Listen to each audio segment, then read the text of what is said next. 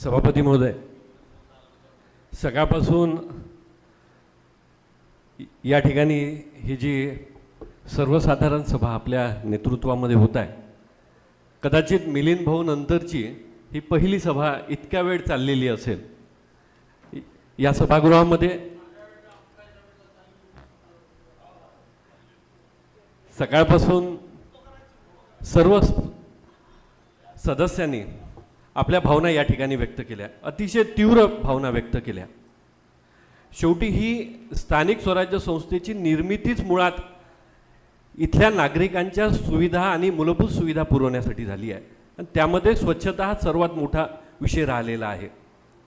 आणि निवडून आल्यानंतर साधारणतः सगळ्या प्रभागामध्ये फिरल्या असताना 4 वर्षामध्ये जे साफसफाईचं काम झालं ते समाधानकारक नसल्यामुळे आज नागरिकांमध्ये किंवा नगरसेवकांमध्ये ही भावना तयार झालेली आहे।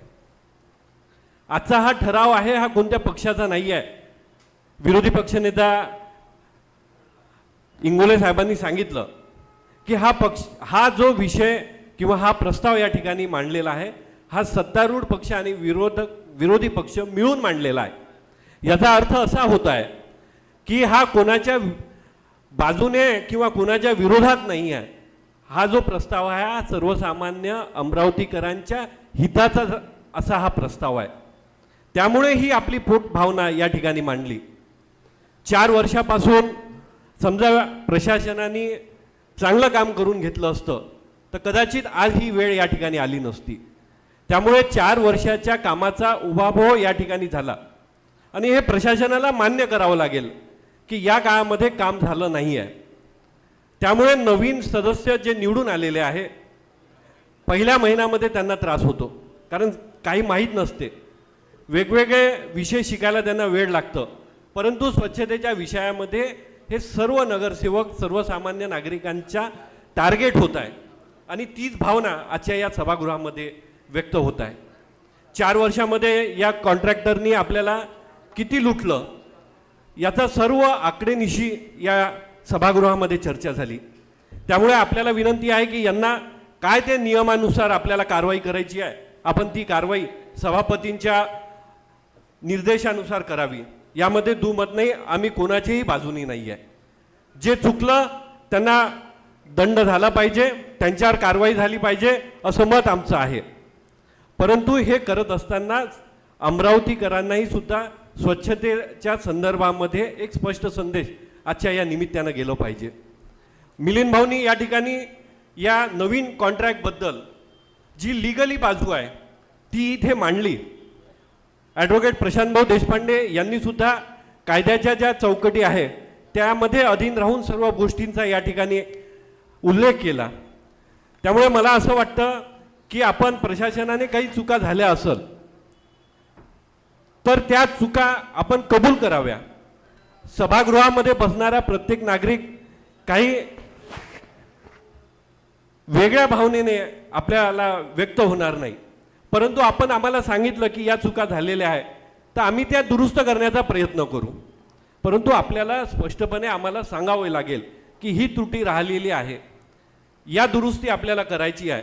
सकाळपासून इथे जवळपास 80 पेक्षा जास्त सदस्यांनी या टेंडरच्या संदर्भाच्या अटी शर्तीच्या संदर्भात आपापलं मत या ठिकाणी व्यक्त केलं।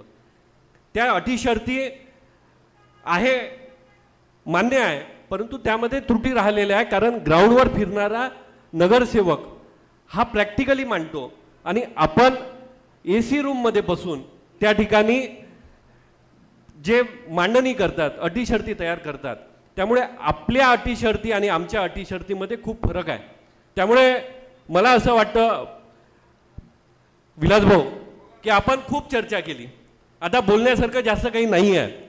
त्यामुळे या नवीन कॉन्ट्रॅक्टच्या संदर्भामध्ये एक अभ्यास गट तयार करावा। त्या अभ्यास गटाची आपण त्यामध्ये सर्व पक्षीय करू, शेवटी हा सभागृहाचा विषय आहे। त्यामधल्या ज्या शिफारसी आपण करू त्यावर अंमलबजावणी करण्याचं काम हे सभागृह करतील। त्यामुळे आपल्याला विनंती आहे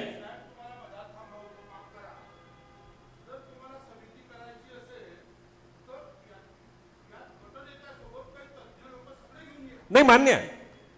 ज्या या विषयातले जेवढे तज्ज्ञ आहे, या विलासभाऊ, आपण सभागृह नेता, विरोधी पक्षनेता, सर्व गटनेते, मिलिंद भाऊ, बबलू भाऊ, इकडे प्रशांत भाऊ देशपांडे, प्रशांत भाऊ वानखडे, अनिल भाऊ, असं आपण एकत्र बसून उद्या, कदाचित उद्यापेक्षा अजून एखाद दिवशी आपण बसून याची समिती तयार करू आणि या समितीच्या माध्यमातून येणाऱ्या काळामध्ये ज्याही शिफारसी होईल त्या शिफारसीनुसार आपण काम करू. त्यामुळे आजची ही जी चर्चा झालेली आहे ती अमरावतीकरांना न्याय देण्यासाठी आपण या ठिकाणी घेतलेली आहे आणि ऐतिहासिक झालेली आहे.